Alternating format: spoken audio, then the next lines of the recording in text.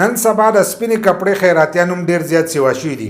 یوې د لارو کوڅو خیراتي، یو د سپینې کپړې خیراتي. لکه هغه ته ښه ښکلې تنخواه میلاویږي، ښه ښکلې مزدوري هغه ته میلاویږي، خو په هغې د بره چې دی هغه خیرات غواړي. د لارې کوڅې خیراتي ته ته ووایې ما معاف که، نو هغه ستا نه لاړ شي. خو دغه خیراتي چې دی دی تا نه پرېږدي. د لارې کوڅې هغې له به ته 10 روپۍ ورکړې، نو هغه به ستا نه لاړ شي، یا به له 20 روپۍ ورکړې هغه به لاړ شي. خو دی په 10 20 روپۍ په 50 100 روپۍ چې دی دی نه رضا کېږي. دی به ستا نه په زور چې دی دغه روپۍ به اخلي.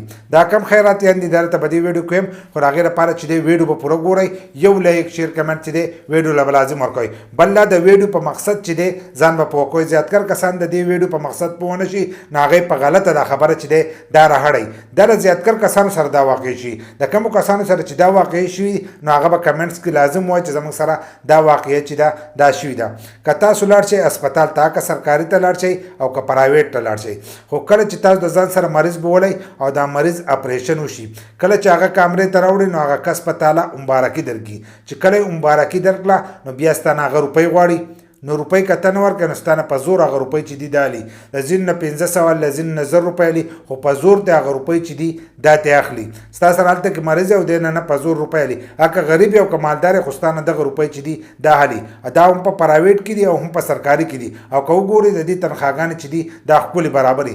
دغه شانتې که د ماشوم کیس او ماشوم وشي، نو د ماشوم په حکم دغه چل دی. دننه به نه زنانه روپۍ اخلي. که ستاسو زنانه دننه وي، نو هلته کې چې کومې زنانه دي هغه زنانه ته هم روپۍ اخلي. په زور ته دغه روپۍ اخلي. لکه یو خو ډاکټر له تا روپۍ ورکړې، یو به دغه کسان چې دي دا به روپۍ اخلي. نو په دې کې خو ځینې مالداره دي، هغه خو روپۍ ښه په خوشحالۍ ورکړي. خو ځینې غریبانان دي، نو د هغو نه دي په زور دغه روپۍ اخلي.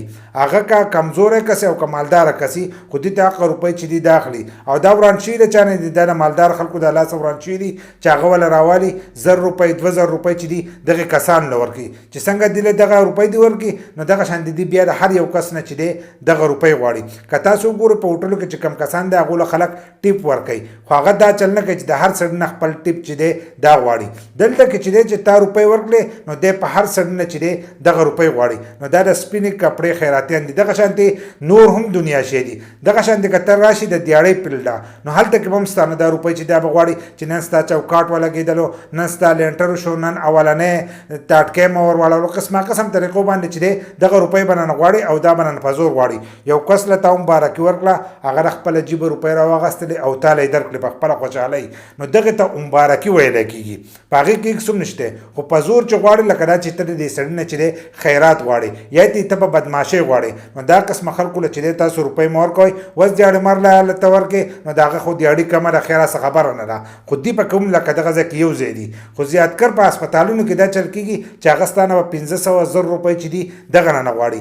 دغه شانتې ډېر نور ځایونه دي چې هلته کې تاسو لاړ شئ، هلته به هم ستاسو نه روپۍ غواړي. دغه شانتې که تاسو د بجلۍ میټر ولګوئ، بابو به ستاسو نه روپۍ غواړي. که د ګیس میټر ولګوئ، هغه به ستاسو نه غواړي. مبارکي به درکړي او بیا به درته وایي چې روپۍ راکړه.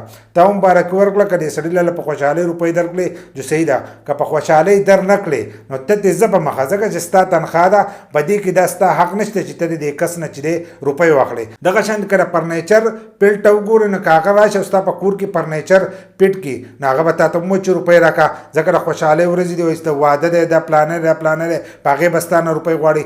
دغه شانتې که د ګاډو پیټ ته وګورې، هغه چې په واده کې لاړ شي، نو هغه هم ستاسو نه هلته کې روپۍ غواړي، ځکه د واده روپۍ چې دی هغه ستاسو نه څه والي. په قسمه قسم طریقو باندې چې دی دې ته خیراتیان ویلی کېږي. یو سړی تاله په خوشحالۍ درکوي، هغه صحیح ده، خو په زور اخیسته چې دي دا نه دي پکار. نو تاسو راته په کمنټس کې لازم ووایئ چې ستاسو سره دا قسم واقعي راغلي دي که نه دي.